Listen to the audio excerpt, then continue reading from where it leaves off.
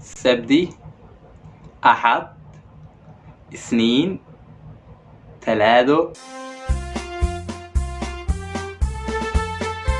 Hello guys, welcome. So dhawaada. My name is Abzi and I am a Somali teacher both of online and offline. I teach the Somali language through Zoom or Skype. I post some free lessons on this channel.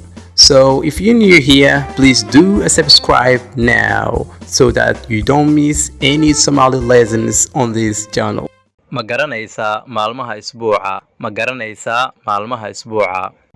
ها waan garanayaa. ها waan garanayaa. Ma aqrin kartaa? Ma aqrin kartaa? ها waan aqrin karaa. ها waan aqrin karaa. سبتي أحد اثنين ثلاثة أربعة خميس iyo jimco. Sabti walbo maxaa qabataa? Sabti walbo maxaa qabataa? sabti walbo waxaan aadaa iskoolka halka dadka qaar ay aadaan shaqadooda.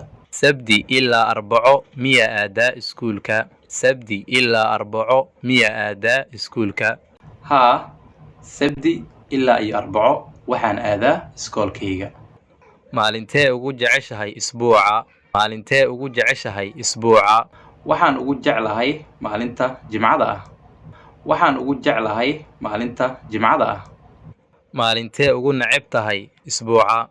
Maalintee ugu neceb tahay isbuuca? waxaan ugu necbahay maalinta sabtiga ah. waxaan ugu necbahay maalinta sabtiga ah. Waad mahadsan tahay. Waad mahadsan tahay. adiga ayaa mudan. adiga ayaa mudan.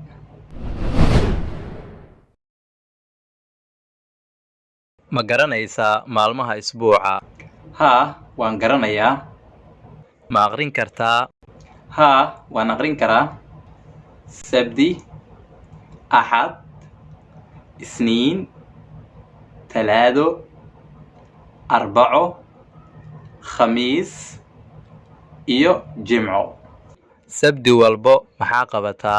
sabti walbo waxaan aadaa iskoolka halka dadka qaar ay aadaan shaqadooda.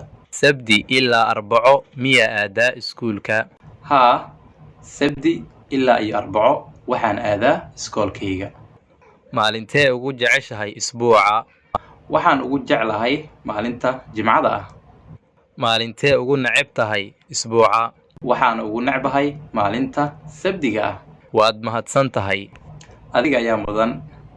And now here's your chance. If you liked this video, please like and write 3 sentences using the days of the week. For example, maxaa qabataa isniin walbo? Have a good day.